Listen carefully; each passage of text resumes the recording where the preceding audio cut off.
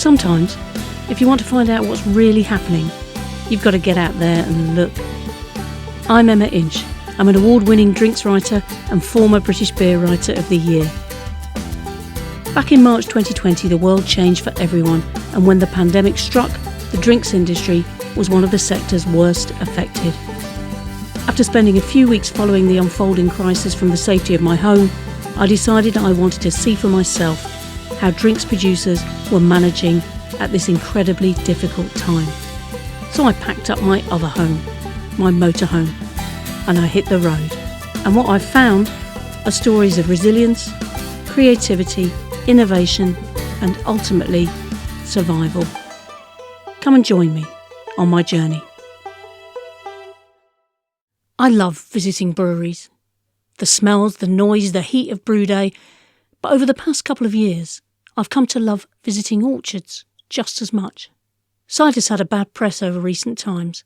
For many of my generation, it's become associated with student parties and filthy hangovers. But a new wave of cider makers has begun to change that image.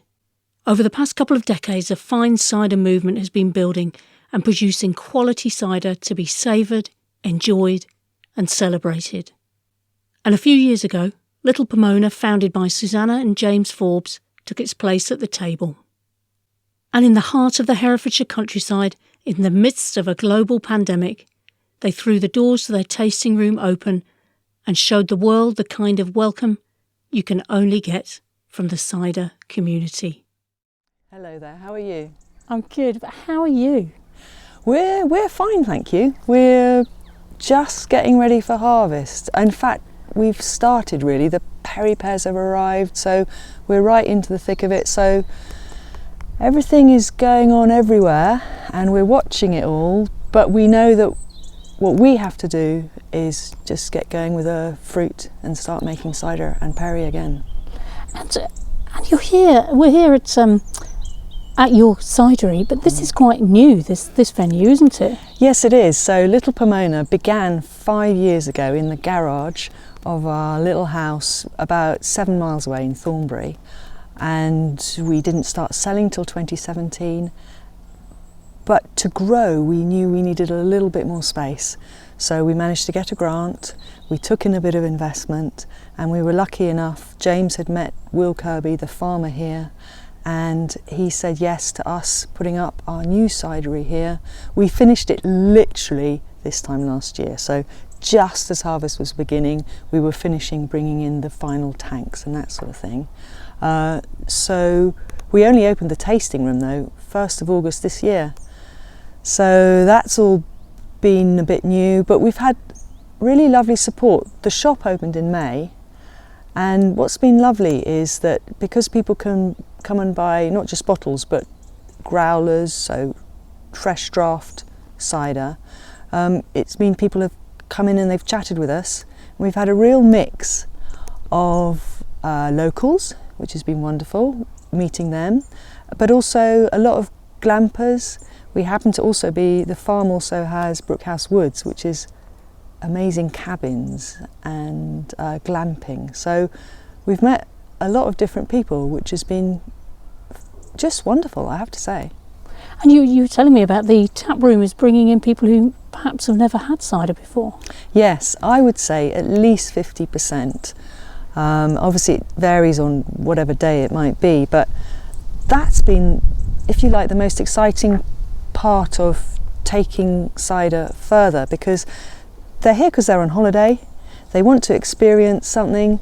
Cider is absolutely part of this county's heritage, and we can share with them. We can share with them a flight. They can have 3 smaller measures of cider, they can decide what they like, they can chat with us, we can tell them about the apples, they can get a glimpse in the cidery, and often we'll do a little tour as well.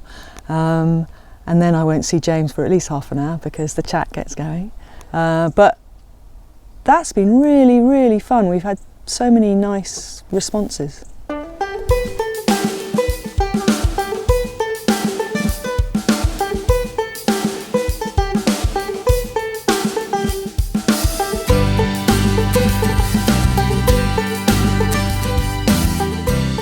Tell me a bit about how you got into cider. Why cider? Because it hasn't always been cider, has it? No, it hasn't, no. I got into cider after writing about wine and writing about wine tourism. I was the first to do that in the UK, so 10 years ago. I did a feature on wine tourism for Square Meal, and that was such amazing fun, as I'm sure you'll know, getting the chance to travel around and meet people. So I thought, well, that's amazing, and I was getting into beer.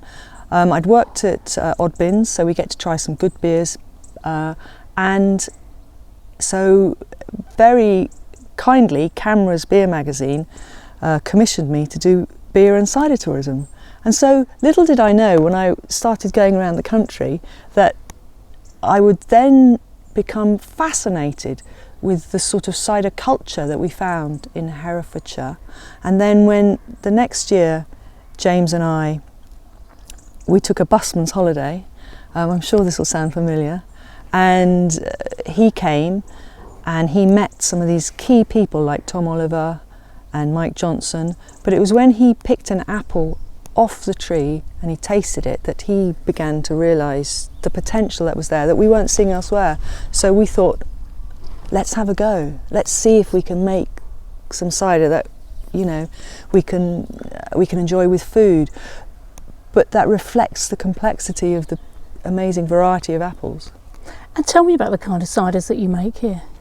We make a real variety. We've got some kegged ciders.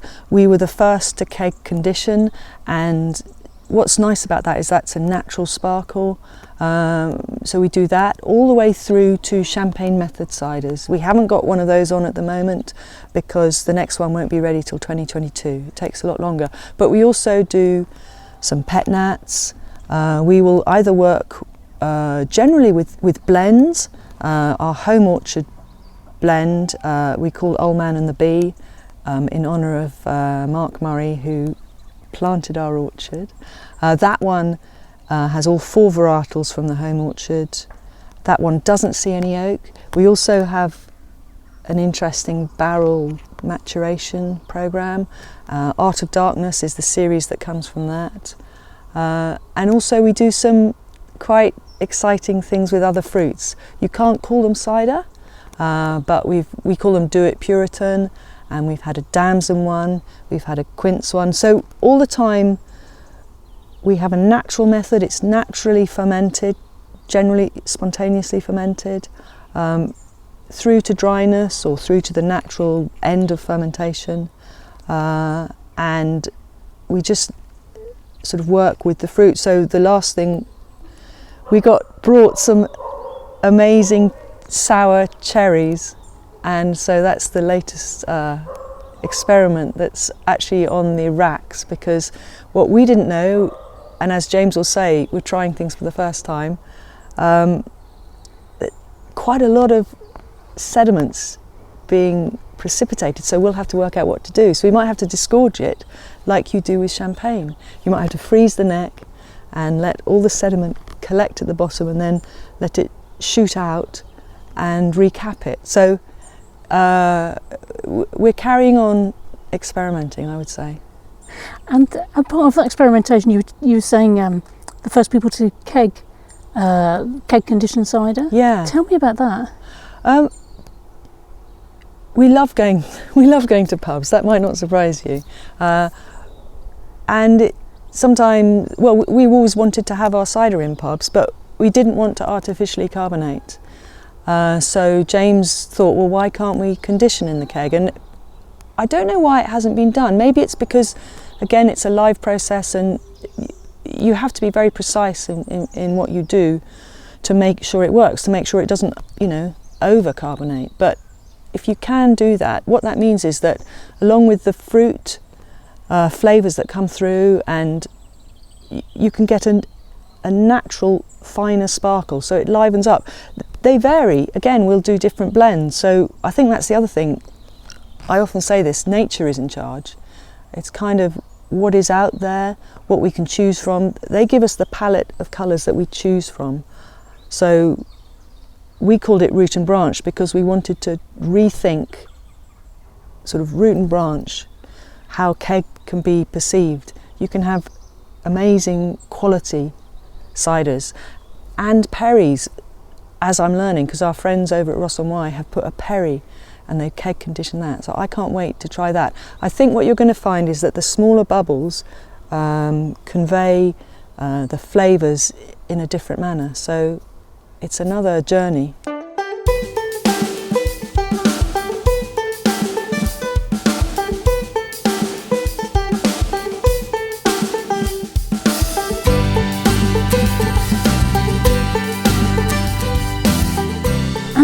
Tell me about the barrel aging. That's such fun. So we've now got about 50 to 60 different barrels. We started with just 5 or 6, which we got from Speyside Cooperage, but last year James found a really good source in France, and through that we've managed to get also red wine barrels and white wine barrels, as well as different spirits, so rum, bourbon and whiskey. We don't use the barrels to add flavour in, but inevitably, because it's a breathable, natural entity, there's this interchange, so you get little elements coming through, which is absolutely fascinating. So our latest release, Kingston Black, which I happen to have here handily, this one had time in a white Burgundy barrel, and that just adds a different layer of complexity. Maybe it's a bit like an onion. It's just one more layer, a little bit more weight perhaps. So that's something which was fermented as well as matured for 4 to 6 months in there. Sometimes though we will simply mature in there, or sometimes we will do some blending. So it's another sort of tool in our armoury, and we'll continue to do that. We'll also continue perhaps to put a barrel component into the keg ciders, because why not? Exactly. And you're making these incredible ciders, and you're making them in the middle of Herefordshire, in the heart of cider country, with some absolute great cider makers around here. I know you pay respect to all the time. How intimidating was that to start making cider in this county?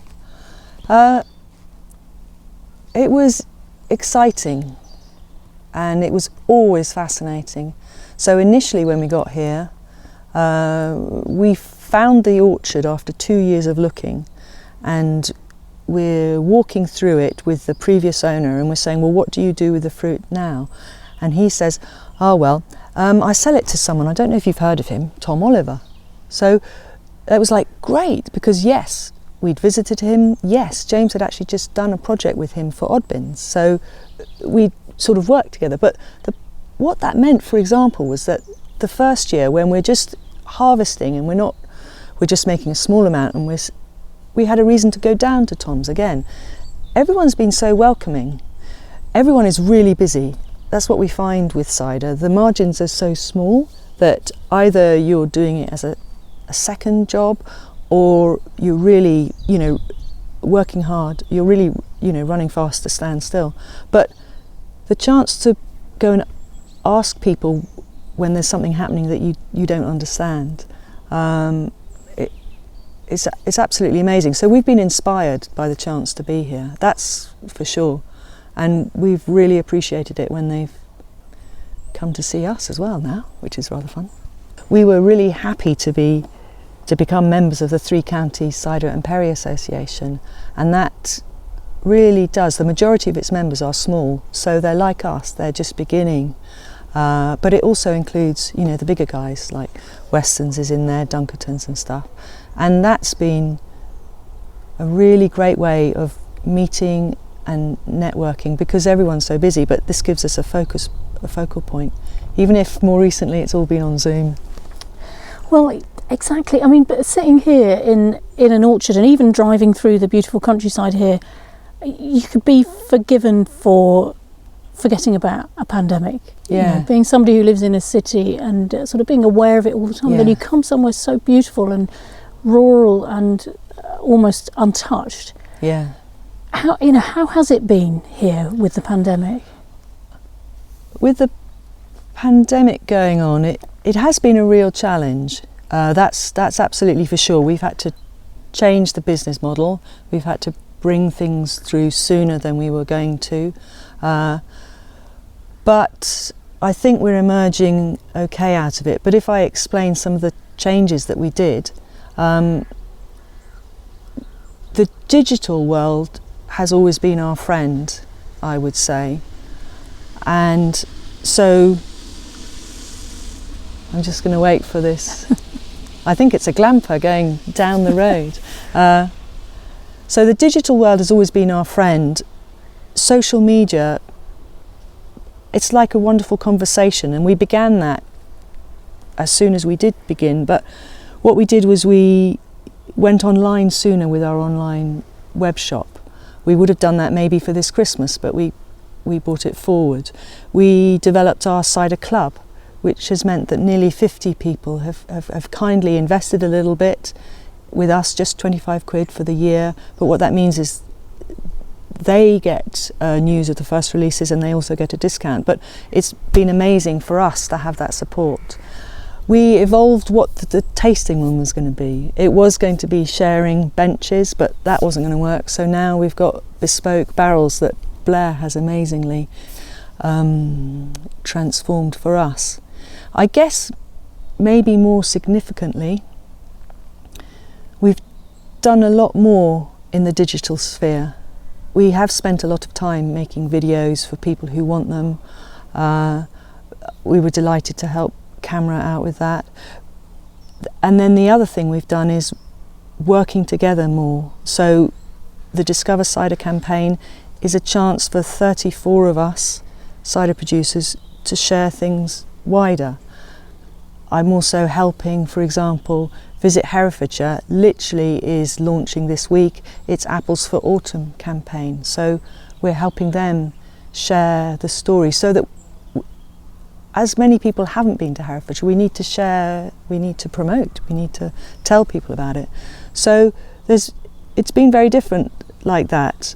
We couldn't sell kegs to pubs, although it's picking up. And I have to say, I was thrilled. I had a request yesterday from a French distributor who wants to know about the kegs. So we've kept going, we've built new relationships, and we're really thrilled with the response from people locally. It actually tunes into what we've been saying about the space out here. That's what people, when they come here, you can see them visibly just breathe. And new people have found us. We had this lovely couple from London a fortnight ago. They were just delightful. They were having a flight, and I said, no, feel free, go into the orchard, that's great. And she said she'd never picked an apple from a tree, and I couldn't help but think that's just wonderful. If we can help that, it's great.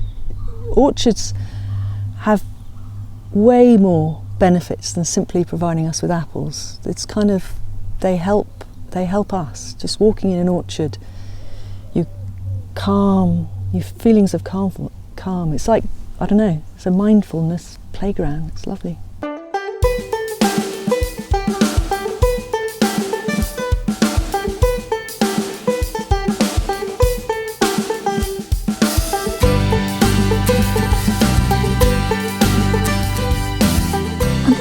This countryside around here, I think you describe on your website sort of in between the apples and the hops kind of thing. It's such a rich green land, isn't it? Yes, Herefordshire is fascinating. I think maybe it's a little undiscovered gem.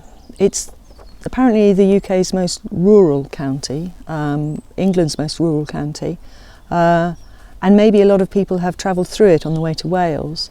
But until you do stop, you don't really get a chance to appreciate it. So it's got some of the most amazing walks that you can go on. I think you've been staying near the Malvern Hills. Well, we're near Bromyard Downs, we're near Bringsty Common, which has the most amazing views for miles and miles and miles. If you're ever here of an evening, the sunsets are phenomenal. I think so the geology and the landscapes very inspiring, and I think we get some great natural light. We get a lot of weather, so we do get our fair share of rain, but I think that's probably also what's meant we've got all these very healthy crops. So we've been known for the hops, we've been known for the apples, we're known for the beef. I think we're also known for cheese. So there's a lot of good food here, that's for sure. You're stocked in at least one Michelin-starred restaurant. Yeah, that's fun. Do you think that cider and food is being taken more seriously nowadays? Oh, I hope so. There's so much potential there, and so when we first arrived here, I think one of my first real food and cider experiences was going to the Crown at Woolhope with Matt Slocum, and it was a perry with a fish in a sort of lemony butter sauce, and it was just a sort of light bulb moment. But now that there's more young foodies like the Beefy Boys and A Rule of Thumb, and they're making the most of the local food, and they're finding ways to share it with new consumers, and that's where ciders like ours can come in, because there's flavour, there's structure, there's acidity, there's fruit, so it's a really fun journey, and I do hope that we're going to see more. I'm really happy to be part of the Discover Cider campaign, and we have 3 themes for that. That's over 35 different cideries involved all around the country, but the reason I'm saying it is that over the next 2 months we will have a different theme each week, and at least one of those weeks will be cider and food. So we can then focus on that. So I know that we're going to have some very good recipes coming through, and people are starting to, or I think maybe they always have, but they're starting to share maybe more about how they're cooking with cider or perry as well. So I think there's much to do, and of course there's always cheese. So cheese works really well, and so what you've got to do is you've got to kind of get half a dozen ciders and half a dozen cheeses and just, work out what goes well. I think next year what we want to do here is have plates of local cheese and local meats. At the minute we have olives, which are great because they've got a little bit of chilli, and that's a big tip. If you're watching this and you haven't done it yet, do try cider with anything with a little bit of chilli heat, because the fruit just balances it. So that's really fun. Something you said before, I saw you quoted as saying, cider's simple to make but can take a lifetime to perfect. Tell me a bit about that. It is wonderful how you can start making cider, and I recommend everyone to do that. Gather your apples, press them, find out however you have to cut them up first, even if it's with a knife or whatever, and then press them and put them in a demijohn, which you can get from any hardware store. As soon as it starts, put an airlock in so it doesn't explode.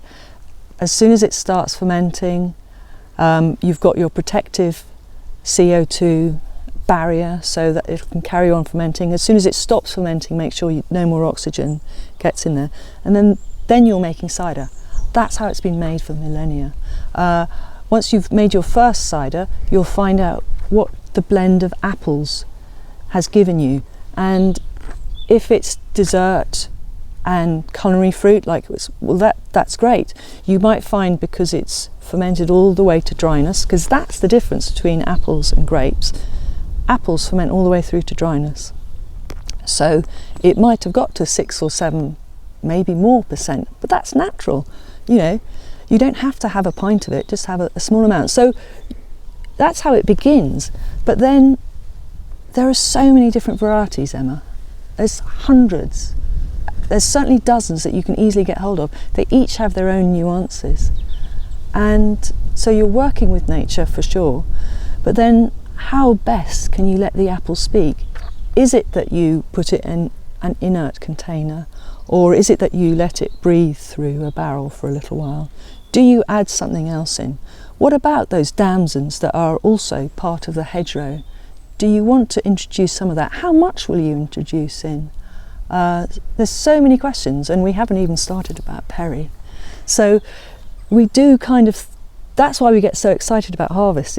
It's like the time you're going to start painting. It's like the time when you're going to start gathering in, and then you've got the rest of the year to think, right, well, what are we going to do with that? And how are we going to make the most of it? Tell me about perry. Tell me about what's been going on here today. Perry is so exciting. Perry really is in charge though, it's not us. When Perry's ready, it's ready. So the last week or so, maybe 10 days, some of the orchardists we're now working with have been ringing up and saying, right, it's ready. It's like, okay, stop everything, forget whatever else you're doing, you have to be there, because some of the Perry pears are so delicate that as soon as you pick them, that's fine, you can put them in a crate or a bag or whatever. As soon as you put more on, they're going to start squishing. So the fermentation is going to start, and that's not a real problem as long as you can act quickly. So our lives have been ruled by the Perry pears for the last few days, but what we've got today is the first pressing of over a ton of Perry, and it is a blend of different Perry pears from different orchards, but you've tasted the juice. There's some real complexity there, there's a little bit of depth, and who knows where we're going to end up with that one.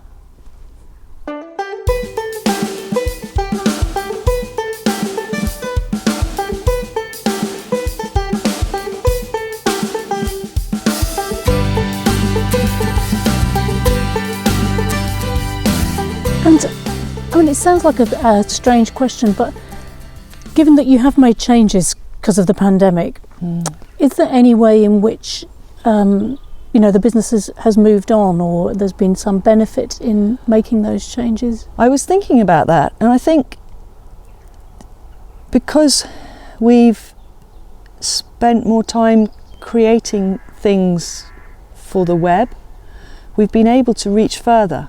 So I do think, because people who are interested in flavour or who are interested in cider, they haven't had the chance to go to their normal pubs or restaurants. Actually, they've looked a bit further, they've tried different ciders, so we've been able to benefit from that. I did hear, actually I think it was from Susanna at the Station House in Durham, they're selling more 75cl bottles. This was from a few months ago.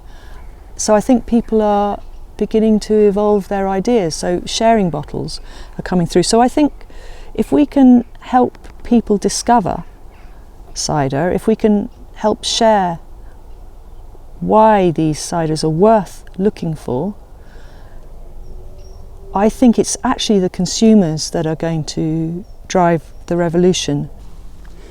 And at times like these, how important is something as beautiful as what we've got in our glasses before us?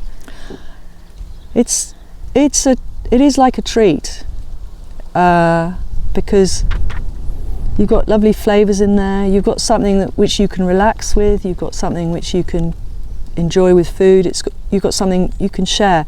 One of our earlier ciders this year is table cider, and we're going to keep bringing that out, and that's literally being made to sort of embody the conviviality of the cider world. So we can all join in that. And one other element which brings people together, there's an amazing network of community orchards out there, and people are realising that you can join together for the planting, for the harvesting, and then some people are beginning to make cider. I was contacted by the CEO of a housing association near Aberdeen, and that's what they're going to do up there. They've linked in with the cider hotspots in Glasgow and with Restalk, who's a very good distributor up there. They've had Gabe up, they've done tastings, so not only will they be planting an orchard, but they wanted to make it a viable, sustainable business, and so they're calling it social juice. They're going to produce cider from it. So I think that illustrates how we can join together and make the most of what's in the glass. Absolutely. Yeah. Well, thank you very much for your time, Susanna. It's been wonderful. It's been a really, real treat, and I'd like to do a wassail, Emma.